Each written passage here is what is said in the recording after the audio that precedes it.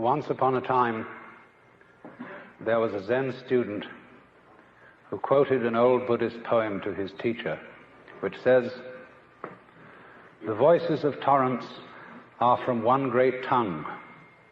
The lines of the hills are the pure body of Buddha." "Isn't that right?" he said to the teacher. "It is," said the teacher, "but it's a pity to say so." It would be, of course, much better if this occasion were celebrated with no talk at all. And if I addressed you in the manner of the ancient teachers of Zen, I should hit the microphone with my fan and leave. But I somehow have the feeling that since you have contributed to the support of the Zen Center in expectation of learning something, a few words should be said, even though I warn you that by explaining these things to you, I shall subject you to a very serious hoax. Because if I allow you to leave here this evening under the impression that you understand something about Zen, you will have missed the point entirely. Because Zen is a way of life, a state of being that is not possible to embrace in any concept whatsoever. So that any concepts, any ideas, any words that I shall put across to you this evening will have as their object showing you the limitations of words and of thinking. Now then, if one must try to say something about what Zen is, and I want to do this by way of introduction, I must make it emphatic that Zen, in its essence, is not a doctrine. There's nothing you're supposed to believe in. And it's not a philosophy in our sense, that is to say, a set of ideas, an intellectual net in which one tries to catch the fish of reality. Actually, the fish of reality is more like water. It always slips through the net. And in water, you know, when you get into it, there's nothing to hang on to. All this universe is like water. It is fluid, it is transient, it is changing. And when you're thrown into the water after being accustomed to living on the dry land, and you're not used to the idea of swimming, you try to stand on the water, you try to catch hold of it, and as a result you drown. And the only way to survive in the water, and this refers particularly to the waters of modern philosophical confusion, where God is dead, metaphysical propositions are meaningless, and there's really nothing to hang on to, because we're all just falling apart. And the only thing to do under those circumstances is to learn how to swim. And to swim, you relax. You let go, you give yourself to the water, and you have to know how to breathe in the right way. And then you find that the water holds you up. Indeed, in a certain way, you become the water. And so in the same way, one might say, if one attempted to, again I say misleadingly, to put Zen into any sort of concept, it simply comes down to this: that in this universe there is one great energy, and we have no name for it. People have tried various names for it, like God, like Brahman, like Tao. But in the West, the word God has got so many funny associations attached to it that most of us are bored with it. When people say God the Father Almighty, most people feel funny inside. And so we like to hear new words. We like to hear about Tao, about Brahman, about Shinyo and Tathata, and such strange names from the Far East, because they don't carry the same associations of mawkish sanctimony and funny meanings from the past. And actually, some of these words that the Buddhists use for the basic energy of the world really don't mean anything at all. The word tathata, which is translated from the Sanskrit into suchness or thusness or something like that, really means something more like dadada, based on the word tat, which in Sanskrit means that, And so in Sanskrit it is said, tattvam asi, that thou art, or in modern American, you're it. But da, that's the first sound a baby makes when it comes into the world. Because the baby looks around and says, da, that. And fathers flatter themselves and think it's saying dada, which means daddy. But according to Buddhist philosophy, all this universe is one tatata. That means 10,000 functions or 10,000 things, one suchness. And we're all one suchness. And that means that suchness comes and goes like everything else, because this whole world is an on and off system. As the Chinese say, it's the yang and the yin. And therefore it consists of now you see it, now you don't, here you are, here you aren't, here you aren't. Because that's the very nature of energy, to be like waves, and waves have crests and troughs. Only we, being under a certain kind of sleepiness or illusion, imagine that the trough is going to overcome the wave or the crest. The yin, the dark principle, is going to overcome the yang or the light principle, and that off is finally going to triumph over on. And we, shall I say, bug ourselves by indulging in that illusion. Gee, supposing darkness did win out, wouldn't that be terrible? And so we're constantly trembling and thinking that it may, because after all, isn't it odd that anything exists? It's most peculiar. It requires effort, it requires energy, and it would be so much easier for there to have been nothing at all. Therefore we think, well, since the is side of things is so much effort, you always give up after a while and you sink back into death.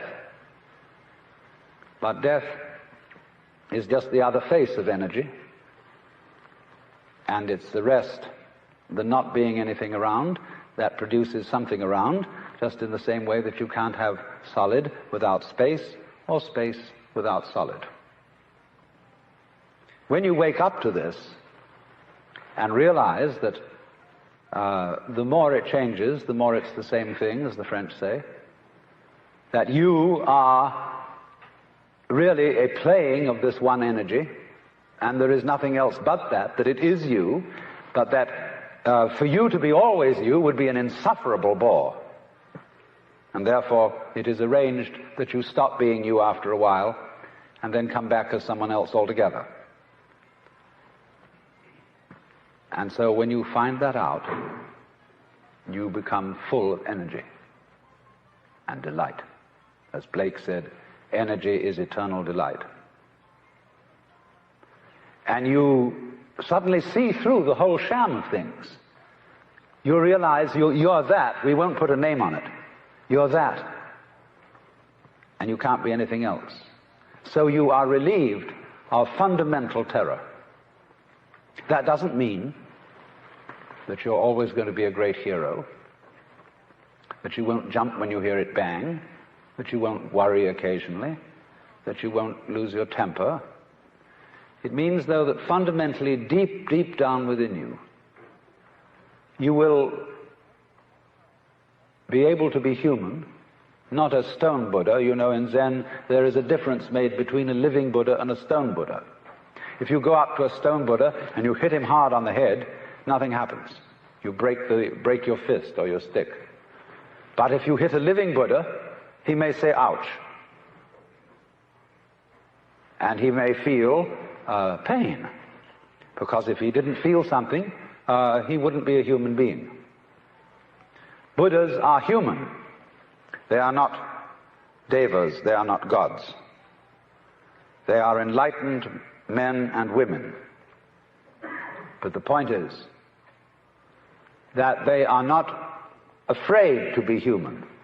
They are not afraid to let themselves participate in the pains, difficulties, and struggles that naturally go with human existence.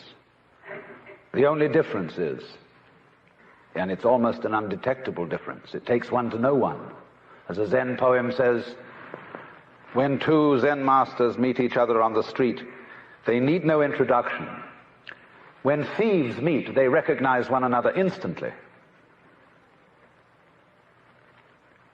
So, a person who's a real cool Zen understander does not go around saying, oh, I understand Zen. I have Satori. I have this attainment, I have that attainment, I have the other attainment. Because if he said that, he wouldn't understand the first thing about it. So it is then that, if I may put it metaphorically, Zhuangzi said, the perfect man employs his mind as a mirror. It grasps nothing, it refuses nothing. It receives but does not keep. And another poem says of wild geese flying over a lake, the wild geese do not intend to cast their reflection, and the water has no mind to retain their image. In other words, this is to be, put it very strictly into our modern idiom, this is to live without hang-ups. The word hang-up being an almost exact translation of the Japanese bonno and the Sanskrit klesha. Ordinarily translated worldly attachment. But all that sounds a little bit, you know what I mean, it sounds pious. And in Zen, things that sound pious are said to stink of Zen. But to have no hang-up, that is to say, to be able to drift like a cloud and flow like water, seeing that all life is a magnificent illusion, a playing of energy, and there is absolutely nothing fundamentally to be afraid of. Fundamentally. You will be afraid on the surface. You will be afraid of putting your hand in the fire. You will be afraid of getting sick, etc. But you will not be afraid of fear. Fear will pass over your mind like a black cloud will be reflected in the mirror. But of course the mirror isn't quite the right illustration. Space would be better. Like a black cloud or flows through space without leaving any track. Like the stars don't leave trails behind them. And so that fundamental that is called the void in Buddhism, the thing that, it doesn't mean void in the sense that it's void in the ordinary sense of emptiness. It means void in that it is the most real thing there is, but nobody can conceive it. It's rather the same situation that you get between the speaker in a radio and all the various sounds which it produces. On the speaker you hear human voices, you hear every kind of musical instrument, honkings of horns, the sound of traffic, the explosion of guns. And yet all that tremendous variety of sounds are the vibrations of one diaphragm. But it never says so. The announcer doesn't come on first thing in the morning and say, ladies and gentlemen, all the sounds that you will hear subsequently during the day will be the vibrations of this diaphragm. But don't take them for real. And the radio never mentions its own construction, you see? And in exactly the same way, you are never able really to examine, to make an object of your own mind, just as you can't look directly into your own eyes or bite your own teeth. Because you are that. And if you try to find it and make it something to possess, why, that's a great lack of confidence. That shows you don't really know you're it. And if you're it, you don't need to make anything of it. There's nothing to look for. But the test is, are you still looking? Do you know that? I mean, not as kind of knowledge that you possess, not something you've learned in school like you've got a degree, and you know, I've mastered the contents of these books and remembered it. In this knowledge, there's nothing to be remembered. Nothing to be formulated. You know it best when you say, well, I don't know it. Because that means I'm not holding on to it. I'm not trying to cling to it in the form of a concept because there's absolutely no necessity to do so. That would be, in Zen language, putting legs on a snake or a beard on a eunuch. Or as we would say, gilding the lily. Now you say, well, that sounds pretty easy. You mean to say all we have to do is just relax? We don't go around chasing anything anymore? We abandon religion, we abandon meditations, we abandon this, that, and the other, and just live it up anyhow. Just go on. You know, like a father says to a child who keeps asking, why? Why did God make the universe? Who made God? Why are the trees green? And so on and so forth. The father says finally, oh, shut up and eat your bun. It isn't quite like that. Because you see, the thing is this. All those people who try to realize Zen by doing nothing about it are still trying desperately to find it and are on the wrong track. There is another Zen poem which says, you cannot attain it by not thinking. By thinking, it says. You cannot attain it by thinking. You cannot grasp it by not thinking. Or you could say, you cannot catch hold of the meaning of Zen by doing something about it, but equally, you cannot see into its meaning by doing nothing about it. Because both are, in their different ways, attempts to move from where you are, now, here, to somewhere else.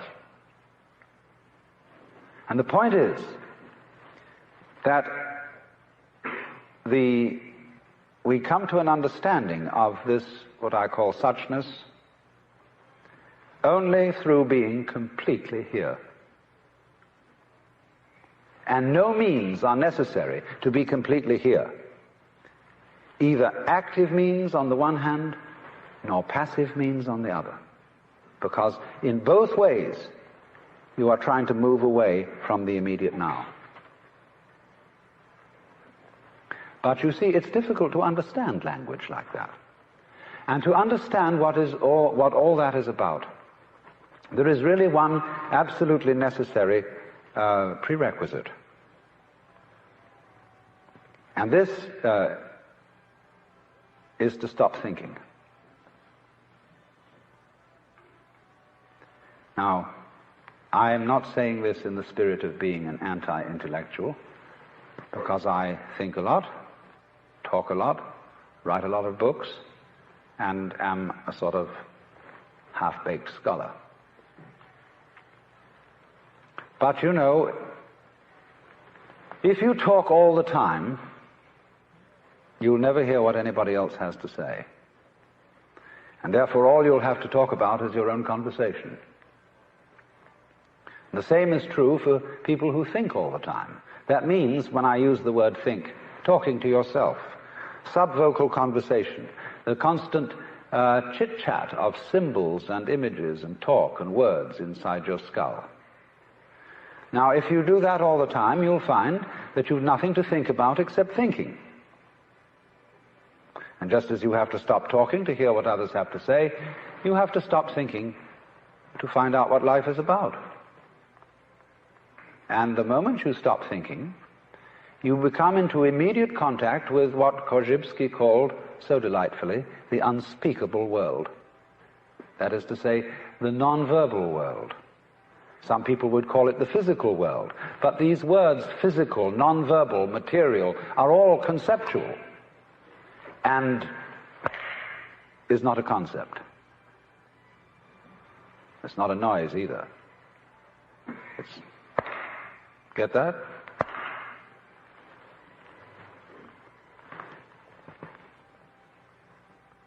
So when you are awake to that world, you suddenly find that all the so-called differences between self and other, life and death, pleasure and pain are all conceptual, and they're not there.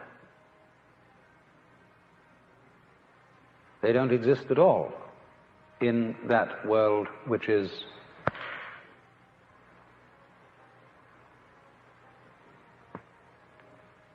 in other words, if I hit you hard enough, ouch doesn't hurt if you're in a state of what is called no thought.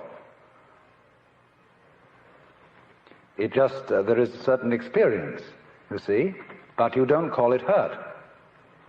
It's like when you were small children, they banged you about, and you cried. And they said, don't cry, because they wanted to make you hurt and not cry at the same time. People are rather curious about the things they do like that. And, but you see, they really wanted you to cry. In the same way, if you threw up one day, it's very good to throw up when you've eaten something that isn't good for you. But your mother said, and made you repress it and feel that throwing up wasn't a good thing to do.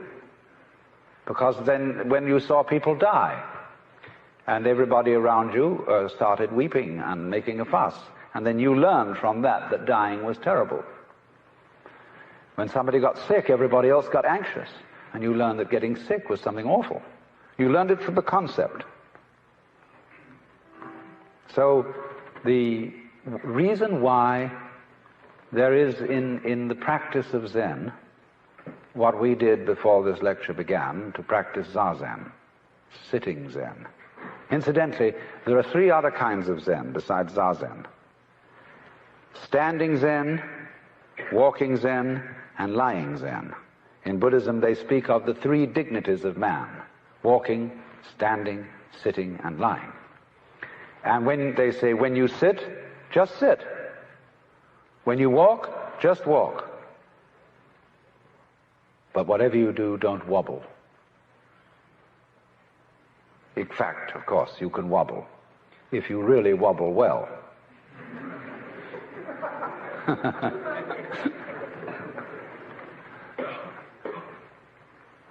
When the old master Hyakujo was asked, what is Zen?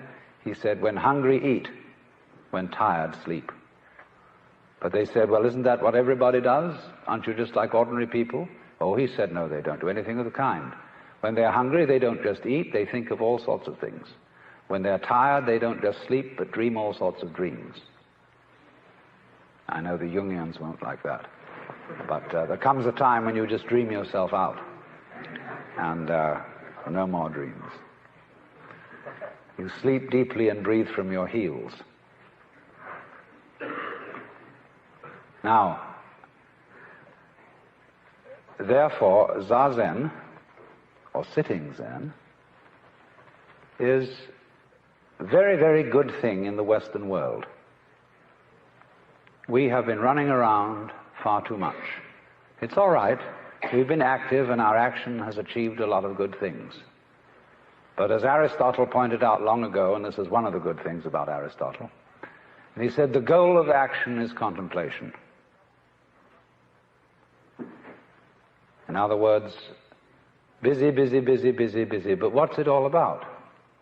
Especially when people are busy because they think they're going somewhere, and they're going to get something and attain something. There's quite a good deal of point to action if you know you're not going anywhere. If you act like you dance, or like you sing, or play music, then you're not going anywhere. You're just doing pure action. But if you act with the thought in mind that as a result of action, you are eventually going to arrive at some place where everything will be all right, then you are on a squirrel cage, hopelessly condemned to what the Buddhists call samsara, the round or rat race of birth and death. Because you think you're going to get somewhere. You're already there. And it's only a person who has discovered that he's already there who is capable of action. Because he doesn't act frantically with the thought that he's going to get somewhere.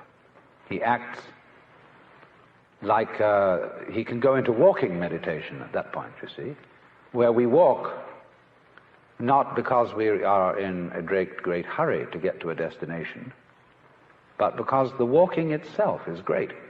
The walking itself is the meditation. And when you watch Zen monks walk, it's very fascinating. They have a different kind of walk from everybody else in Japan. Most Japanese shuffle along, or if they wear Western clothes, they race and hurry like we do. Zen monks have a peculiar swing when they walk. And you have the feeling they walk rather the same way as a cat. There's something about it which isn't hesitant. They're going along all right. They're not sort of vaguing around, but they're walking just to walk. And that's walking meditation. But the point is that one cannot act creatively except on the basis of stillness, of having a mind that is from time to time capable of stopping thinking. And so this practice of sitting and may seem very difficult at first, because if you sit in the Buddhist way, it makes your legs ache, and most Westerners start to fidget. They find it very boring to sit for a long time. But the reason they find it boring is that they're still thinking. If you weren't thinking, you wouldn't notice the passage of time. And as a matter of fact, far from being boring, the world, when looked at without chatter, becomes amazingly interesting.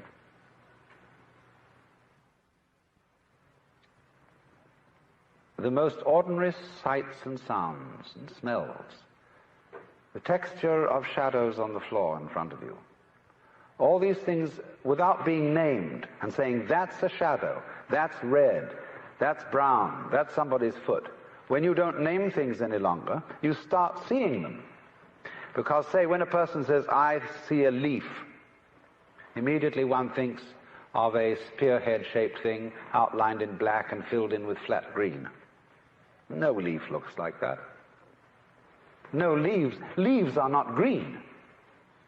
That's why Lao Tzu said, the 5 colors make a man blind. The 5 tones make a man deaf. Because if you can only see 5 colors, you're blind.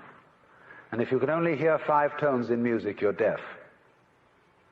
You see, if you force sound into 5 tones, you force color into 5 colors, you're blind and deaf. The world of color is infinite, as is the world of sound. And it is only through stopping, fixing conceptions on the world of color and sound, that you really begin to hear it and see it. So this, shall I be so bold as to use the word discipline of meditation or zazen, lies behind the extraordinary capacity of Zen people to develop such great arts as the gardens, the tea ceremony, the calligraphy, and the grand painting of the Sung dynasty and of the Japanese Sumi tradition. And it was because, especially in tea ceremony, which means literally chano-yu in Japanese means hot water of tea, they found in the very simplest things of everyday life magic. In the words of the poet Hokoji,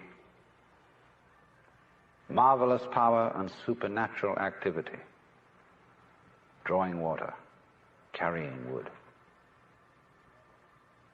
And you know, it is sometimes when you say a word and make the word meaningless, you take the word yes, yes, yes, yes, yes, yes, yes, yes, yes, yes, yes. It becomes funny. That's why they use mu, in Zen training, which means no. Mu. And when you get this going for a long time, the word ceases to mean anything, and it becomes magical. That sound. Now, what you have to realize in the further continuance of Zazen, that as you, well, let me say first in a preliminary way, the easiest way to stop thinking is first of all to think about something that doesn't have any meaning. That's my point in talking about mu or yes, or counting your breath, or listening to a sound that has no meaning. Because that stops you thinking, because you become fascinated in the sound. Then as you get on and you just, the sound only, comes the point when the sound is taken away and you're wide open. Now at that point there will be a kind of preliminary so-called satori, and you will think, wow-wee, that's it. You'll be so happy, you'll be walking on air. When Suzuki Daisetsu was asked, what is it like to have satori? He said, well, it's like ordinary everyday experience, except about 2 inches off the ground.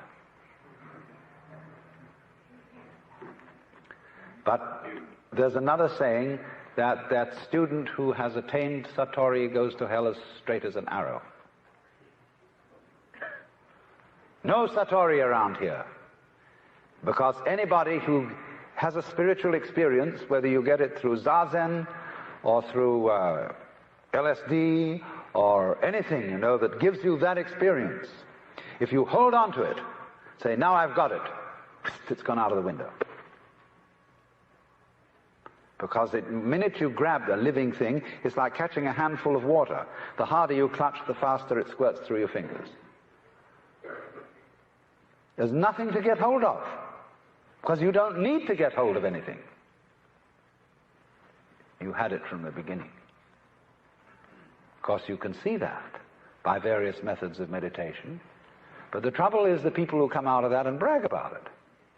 Say, I've seen it. Equally intolerable are the people who study Zen and come out and brag to their friends about how much their legs hurt and how long they sat and what an awful thing it was. They're sickening. Because the discipline side of this thing is not meant to be something awful. It's not done in a masochistic spirit or a sadistic spirit. Suffering builds character. Therefore, suffering is good for you. When I went to school in England, the basic premise of education was that suffering builds character. And therefore, all senior boys were at liberty to bang about the junior ones with a perfectly clear conscience, because they were doing them a favor. It was good for them. It was building their character. And as a result of this kind of attitude, the word discipline has begun to stink. It's been stinking for a long time. But we need a kind of entirely new attitude towards this, because without that quiet and that non-striving, life becomes messy. When you let go, finally, because there's nothing to hold on to, you have to be awfully careful not to turn into loose yogurt.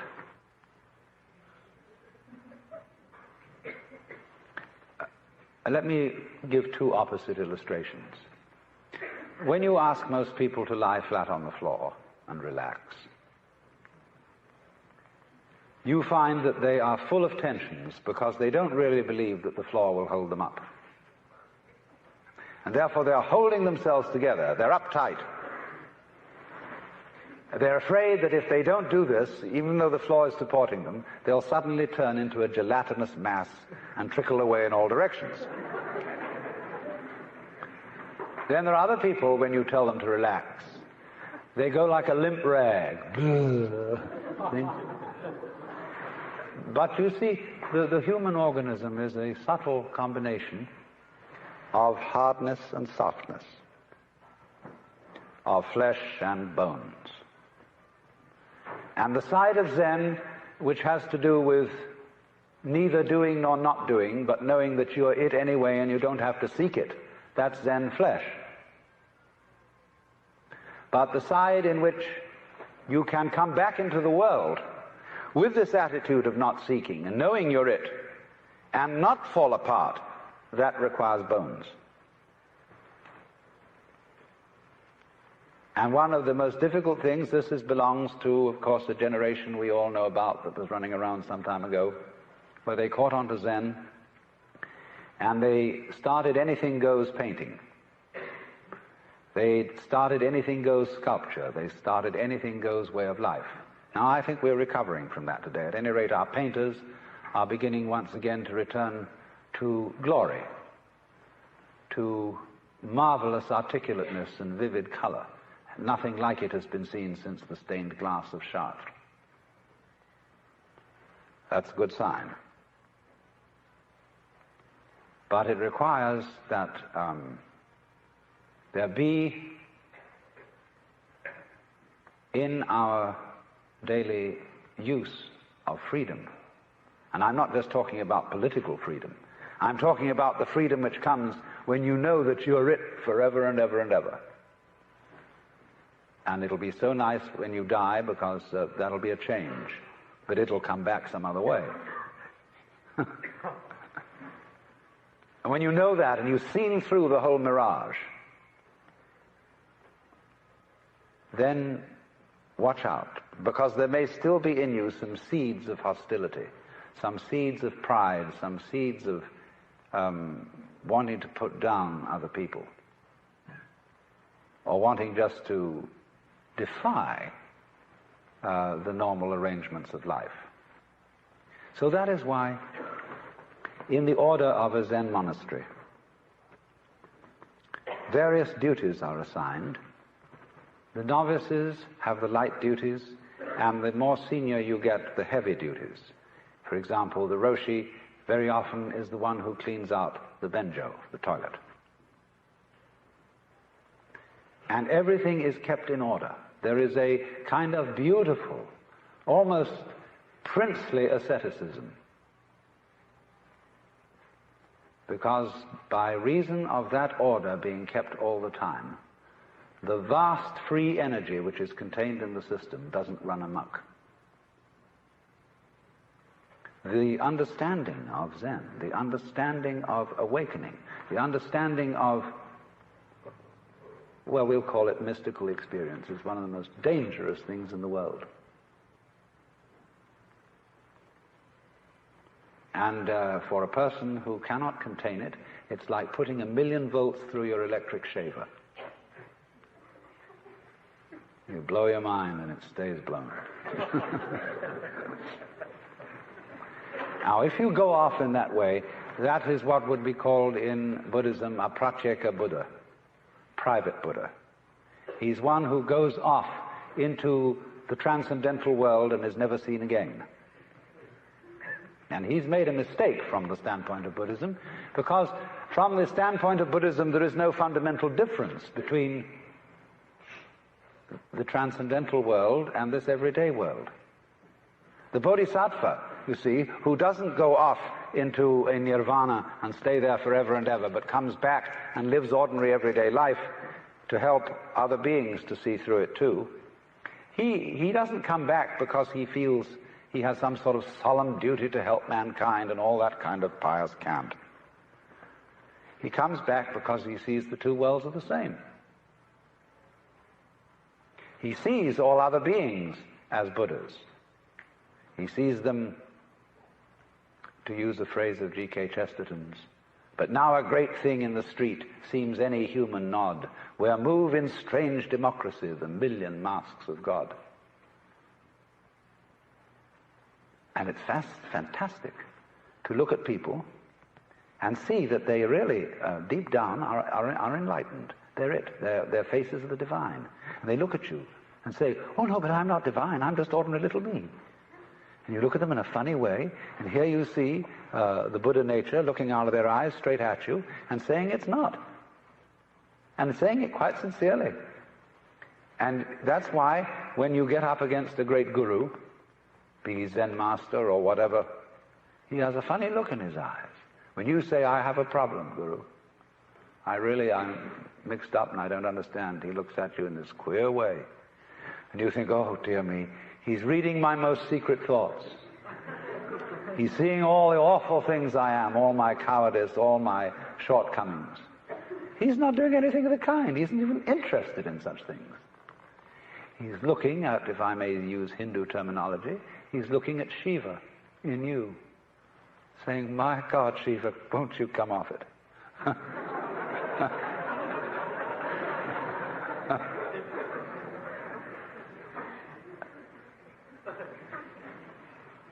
So, then you see the Bodhisattva, who is, I'm assuming quite a knowledge of Buddhism in this assembly, but the Bodhisattva, as distinct from the Pratyeka Buddha, Bodhisattva doesn't go off into nirvana. He doesn't go off into permanent, withdrawn ecstasy. He doesn't go into a kind of catatonic samadhi. That's all right. There are people who can do that. That's their vocation. That's their specialty, just as a long thing is the long body of Buddha and a short thing is the short body of Buddha. But if you really understand that Zen, that Buddhist idea of enlightenment, is not comprehended in the idea of the transcendental, neither is it comprehended in the idea of the ordinary. Not in terms of the infinite, not in terms of the finite. Not in terms of the eternal, not in terms of the temporal, because they're all concepts.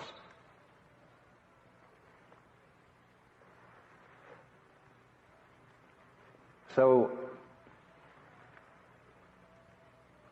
let me say again, I'm not talking about the ordering of ordinary everyday life in a reasonable and methodical way as being school teacherish and saying, nice, if you were nice people, that's what you would do.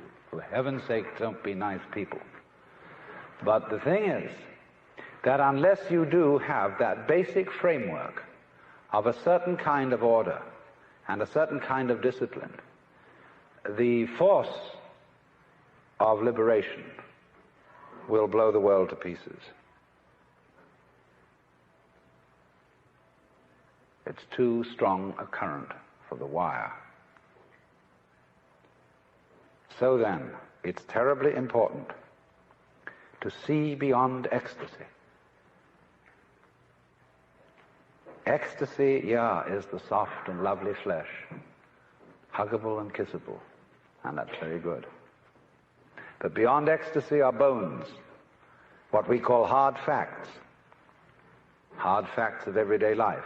Incidentally, we shouldn't forget to mention the soft facts. There are many of them. But in the hard fact, it is, say, what we mean, the world as seen in an ordinary, everyday state of consciousness. To find out that that is really no different from the world of supreme ecstasy.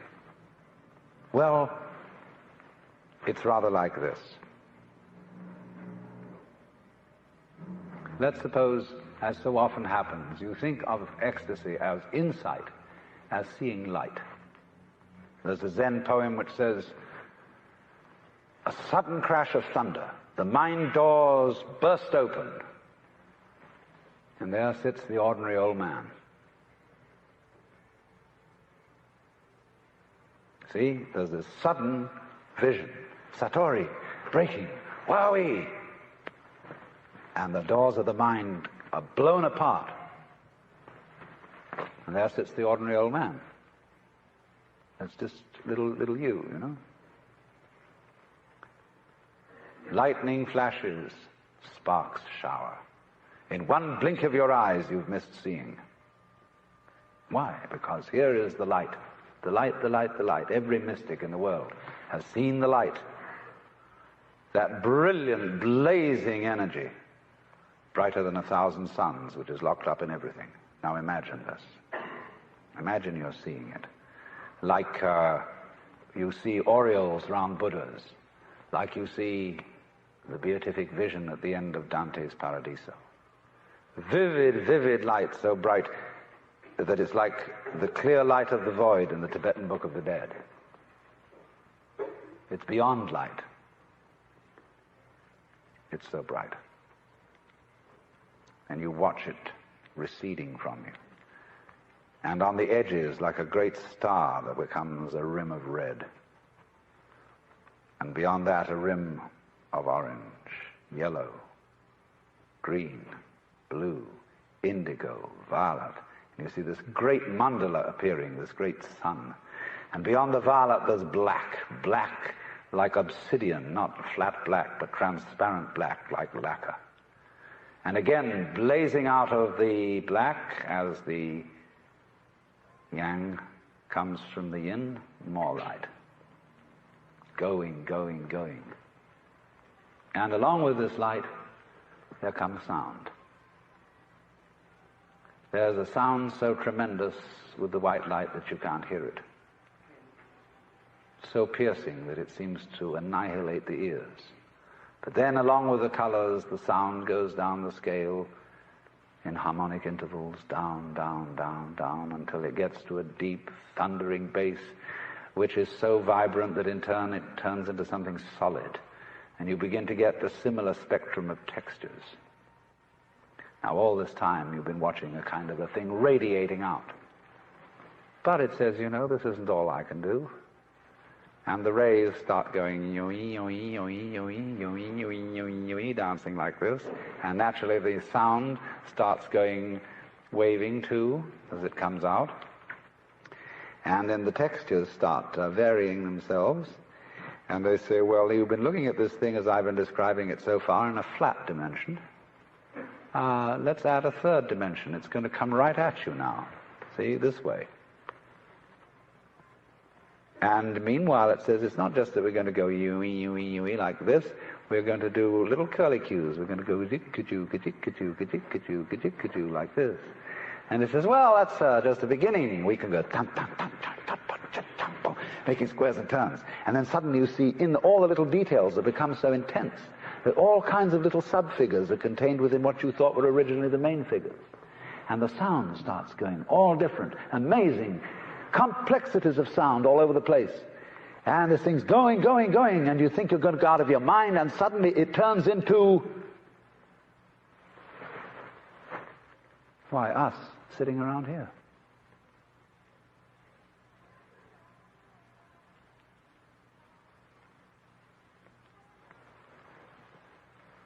Thank you very much.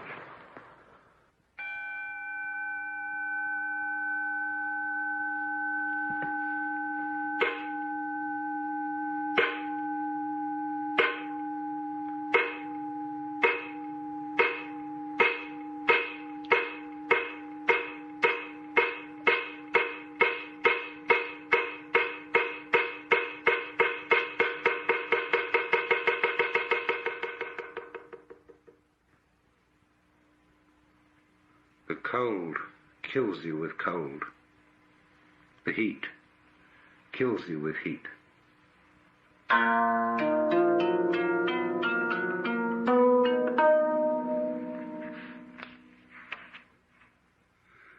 Above, there isn't a piece of tile to cover his head. Below, there isn't an inch of earth for him to stand on.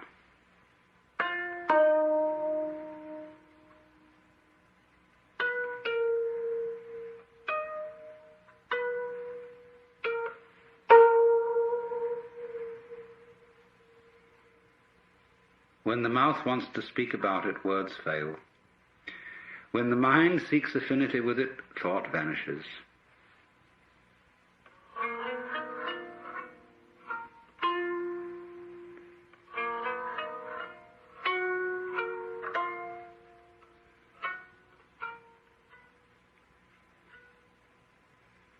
Sun and moon cannot illuminate it completely. Heaven and earth cannot cover it entirely.